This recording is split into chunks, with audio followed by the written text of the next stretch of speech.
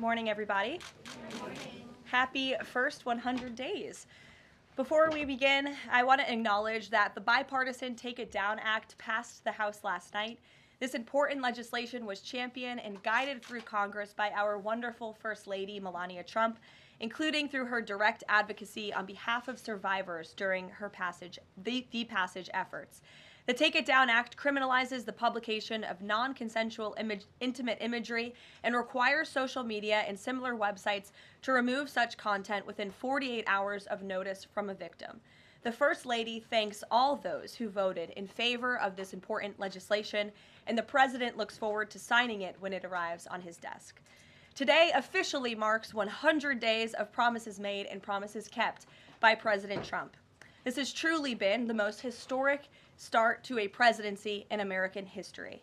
After building the greatest economy in the world in his first term as president, President Trump is in the process of doing that all over again.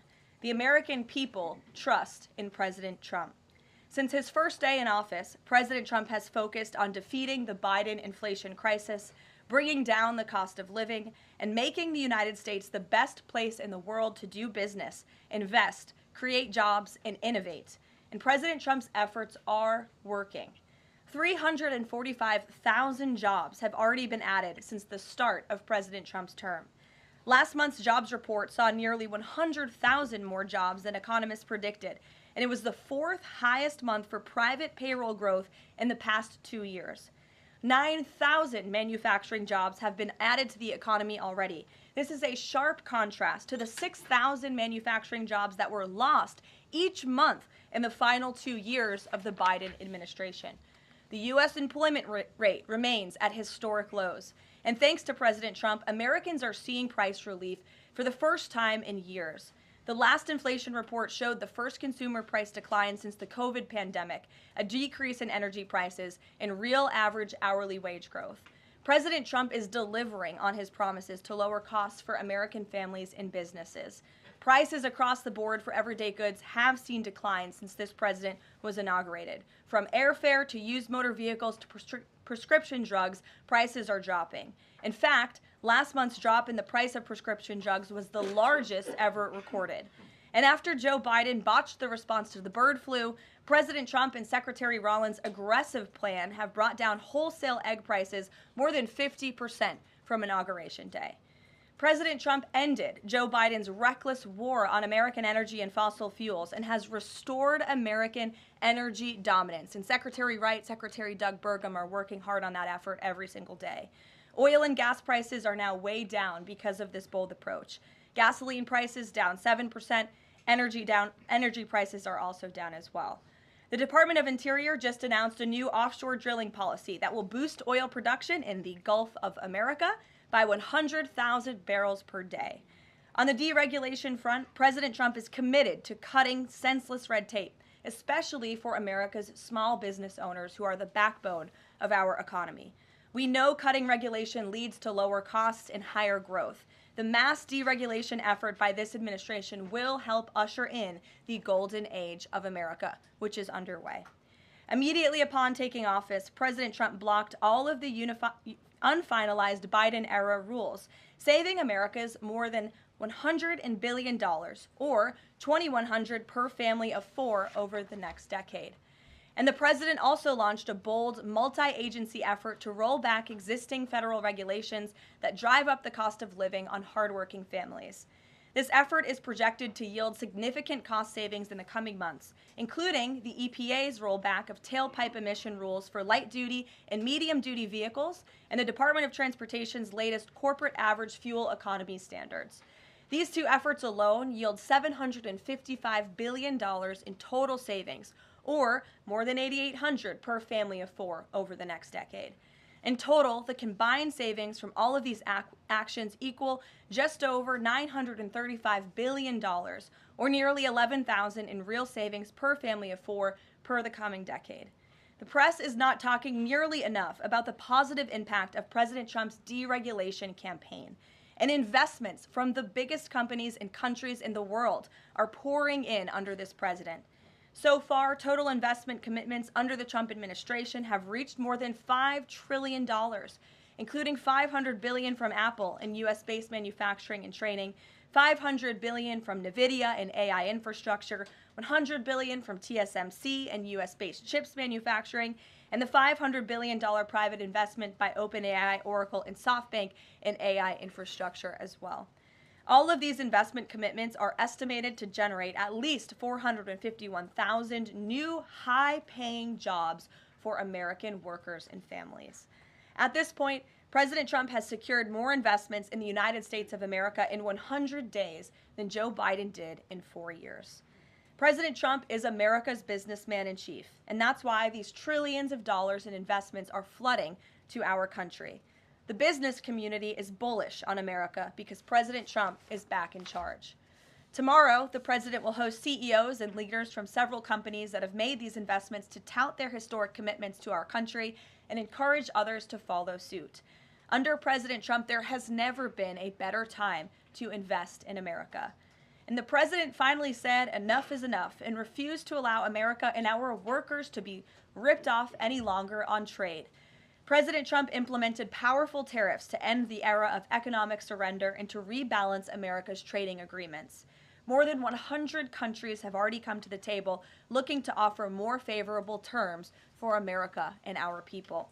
There has never been a president who has created his own leverage like this president, and we are just getting started. Republicans in Congress are getting very close to passing President Trump's One Big Beautiful Bill, which will include the largest tax cuts in American history, strong border security measures, major military advancements, dramatic deregulation, and common sense spending reforms. As President Trump has said before, the best is yet to come. For more on President Trump's economic successes so far and the plans ahead, I want to pass it off to our incredible Treasury Secretary, Scott Bessent, who is here today, and we will open it up to questions. In our new media seat, we have Brendan Peterson, the financial services reporter for Punchbowl News. Punchbowl News covers power, people, and politics based in Washington, D.C., laser focused on Capitol Hill, the politics of legislating, founded in 2021, and it is the first newsletter that Capitol Hill and the White House reads every morning in the middle of the day and throughout the evening. Thanks for being here with us, and we'll start with you today. Thanks so much for being here. I have a question for Secretary Bessent. On tariffs, the president said over the weekend that we are hoping that maybe tariff revenues could replace income tax. But we also keep hearing about the deals that the administration is pursuing. So my question is, what is the White House's ultimate objective here? Do you want to have long-term tariff revenue or deals that might reduce those tariffs? I think it's a combination of both. So we're going to take in long-term tariff revenue. We put a process in place. We have 18 important trading relationships. We will be speaking to all of those partners, or at least 17 of them, over the next few weeks. Many of them have already come to Washington. What President Trump is referring to is the ability for tariff revenue to give income tax relief. And I think there's a very good chance that we will see this in the upcoming tax bill. The president campaigned on no tax on tips, no tax on Social Security, no tax on overtime, and the restoring interest deductibility for autos, for American-made autos. So tariff income could be used for tax relief on all of those immediately. So you think that there is a role for significant tariff revenue in U.S. fiscal policy? I think that it is something that got put away a long time ago, and I think that tariffs will bring back American manufacturing and generate substantial revenues. On manufacturing, we've seen some pretty grisly surveys this month from the Philly Fed, which saw the biggest drop since May of 2020, and the Dallas Fed, similar plunging outlook, poor shipping orders. What are American manufacturers not understanding about your push for onshoring in the U.S.? Well, I think I was in the investment business 35 years, and I learned to ignore the survey data and look at the actual data, and the actual data has been quite good. The job data is good. Americans keep spending, and as Karoline said, we have these incredible commitments to bring manufacturing back on shore with record investment by domestic corporations and foreigners who want to come into the U.S. Thank you so much, Caroline. Thank you, Mr. Secretary. The Chinese continue to say that the U.S. and China are not engaged in any consultation or negotiation on tariffs. You recently said you've talked to your counterpart, but more about, quote, traditional things like financial stability. So can you clarify, is the administration talking to Beijing specifically about tariffs or not? Well, we're not going to talk about who's talking to whom, but I think that over time we will see that the Chinese tariffs are unsustainable for China. I've seen some very large numbers over the past few days that show if these numbers stay on, Chinese could lose 10 million jobs very quickly, and even if there is a drop in the tariffs, that they could lose 5 million jobs. So remember that we are the deficit country.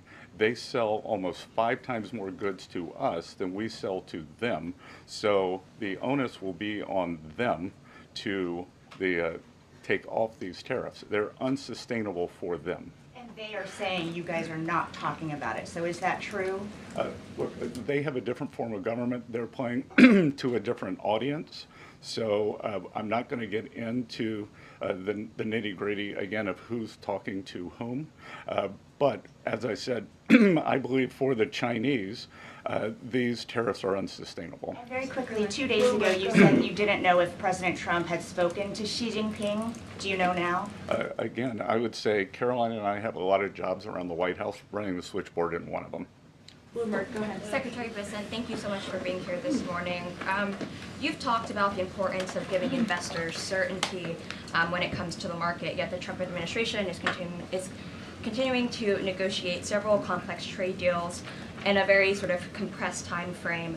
When do you expect you'll be able to give the market some certainty around those deals? Do you have a deadline? Is it the 90-day pause? What are we looking at here? Good question. And I think one thing that has been a little disconcerting for the markets is, President Trump creates what I would call strategic uncertainty in the negotiations. So he is more concerned about getting the best possible trade deals for the American people. We had 4 years of bad deals for decades of unfair trading, and we are going to unwind those and make them fair. What we are doing is we've created a process. I think the aperture of uncertainty will be narrowing, and as we start moving forward announcing deals, then there will be certainty.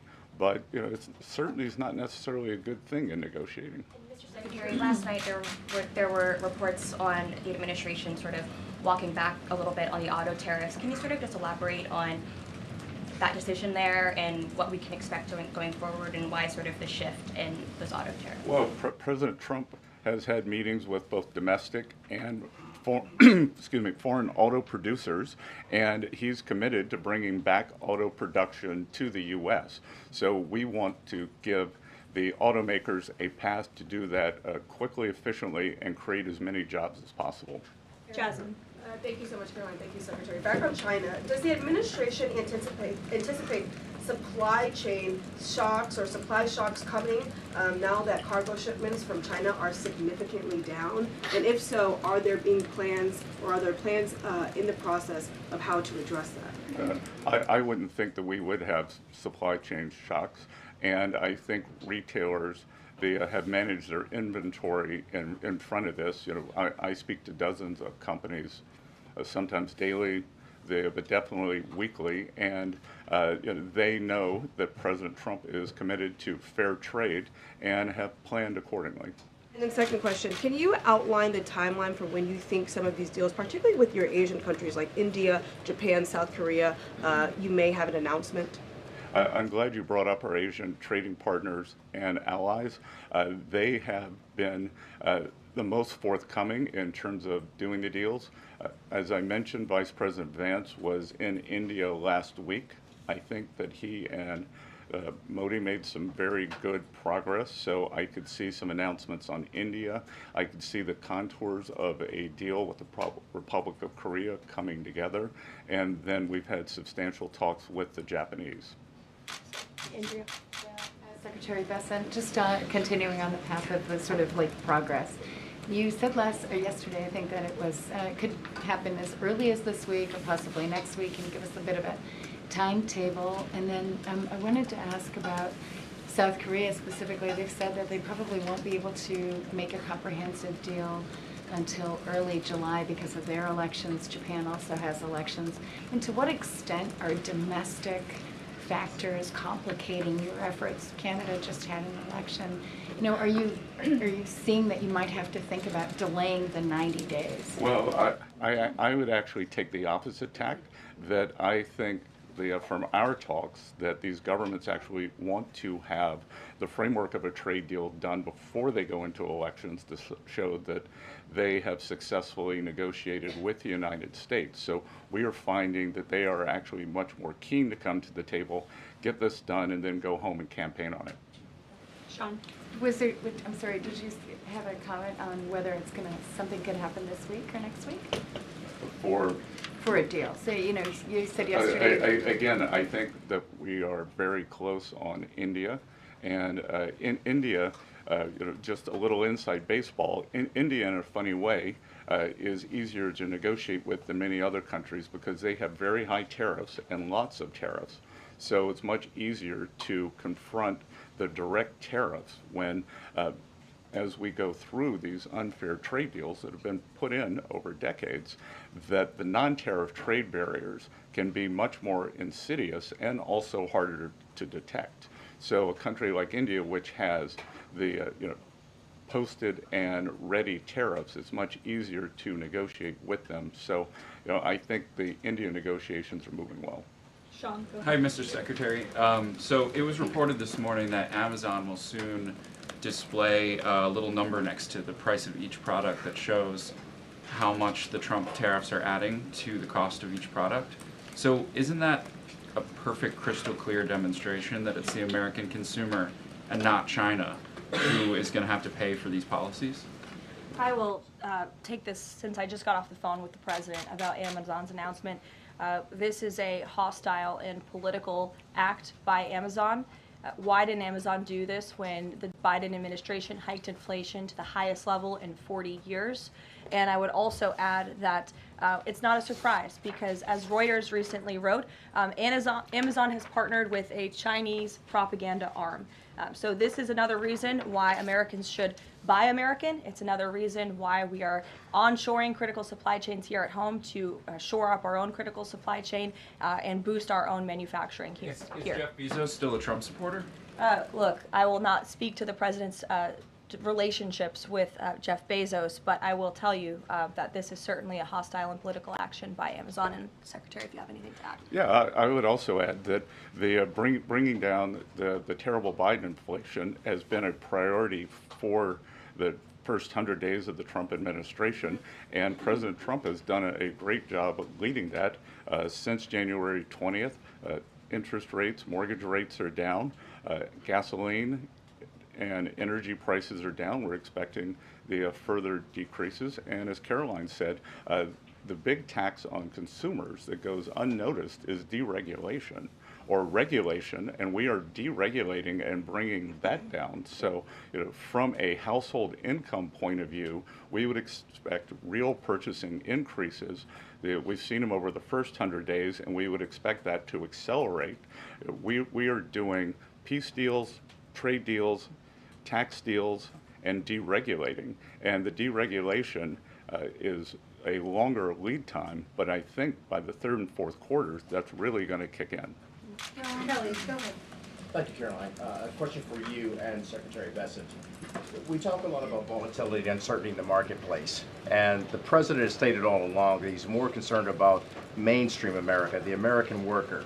You just talked about deregulation and this entire fair trade and reciprocals. What is your message to the American people in terms of letting them get through this disturbance and the outcome being greater and a greater good for the American worker, the American people, the American families? I would say trust in President Trump.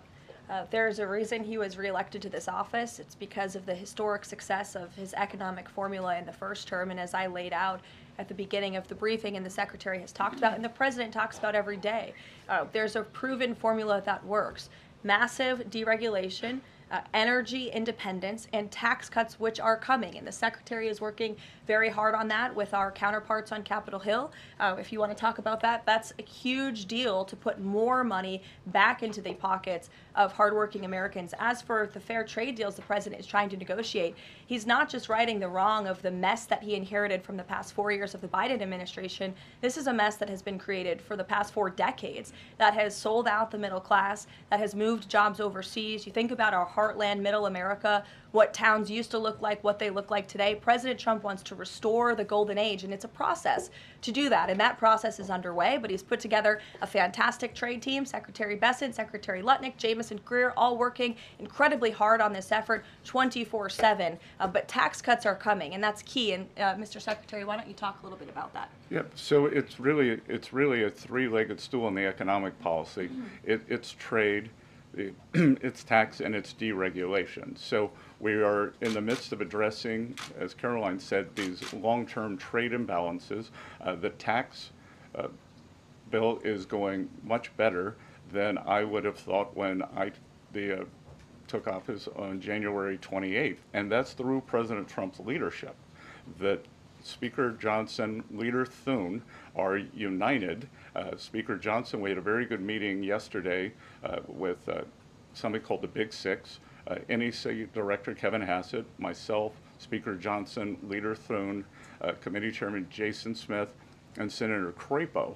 And the tax bill is moving forward. It is going to give permanence to the 2017 Tax Cuts and Job Act, which will, back to the question on certainty, it will give American business certainty, it will give American people certainty, and then President Trump is also adding the things for working Americans that is talked about earlier: no tax on tips, no tax on overtime, no tax on Social Security, making auto payments deductible. So that will substantially address the affordability crisis. And the other thing that I would note, and back to data, is that the Vanguard, one of the largest money management firms in America, said that over the past 100 days, 97% of Americans haven't done a trade, and in fact, individual investors have held tight while institutional investors have panicked. So individual investors trust, investors trust President Trump. Megan, in the back. Thank you. Can you detail for us exactly what we should expect as far as relief on the auto tariffs front? And then further, Mr. Secretary, should we expect other industries to also get relief the way we've now seen for auto and tech as well? I'm not going to go into the details of the auto tariff relief, but I can tell you that it will go substantially toward reshoring American auto manufacturing. And again, the goal here is to bring back the high quality industrial jobs to the U.S. President Trump is interested in the jobs of the future, not the jobs of the past. We don't need to necessarily have a booming textile industry like where I grew up again, but we do want to have precision manufacturing and bring that back. And another important, very important function of this that does not get talked about enough is national security. President Trump, his overriding the concern and belief is that economic security is national security is economic security. And we saw during COVID that our supply chains got cut off. And we need to bring back a lot of those supply chains, whether it's in semiconductors, medicines, the steel, and we have to onshore those. So it's a combination of making trade free and fair and remedying this gaping national security hole that he was left with. If I could on China. I would just add, Megan, the President will sign the executive order on auto tariffs later today, and we will release it as we always do. Go ahead. Secretary, can you update on the negotiation with the European Union, and is it hard to negotiate with the European Union? Pardon? Do you have any updates on the negotiation with the European Union? I'm more involved in the Asian negotiations. My observation would be, goes all the way back to Henry Kissinger's statement, when I call Europe, who do I call? So we're negotiating with a lot of different interests. Some of the European countries have put on an unfair digital service tax on our big internet provider. France and Italy, other countries, Germany and Poland, don't have that. So we want to see that unfair tax of one of America's great industries removed. So it's going to be a give and take. So they have some internal matters to decide before they can engage in an external negotiation. Edward. Thanks, Caroline. Mr. Secretary, so contacts I have in the business community say that they're basically frozen for long-term investment because of the uncertainty around tariffs. How long do you think President Trump has to make a deal before there's damage to the economy? Look, I think that what we're seeing is that business leaders, they've gone into a pause, and I think we're going to give them great certainty on this tax bill. And I think over the next couple of weeks, as I said, we have 18 important trading relationships. We'll put China to the side. 17 are in motion. And then, as I said yesterday, I think there's a very good chance we're going to get this tax bill done. And the tax bill is going to be very powerful for domestic U.S. investment. So what we are going to do, one of the most powerful parts of President Trump's 2017 tax bill was full expensing of equipment. We are going to make that, as President Trump said in his speech to Congress, that will be retroactive to January 20th. The other thing that we are looking to add is full expensing for factories. So bring your factory back. You can fully expense the equipment and the building.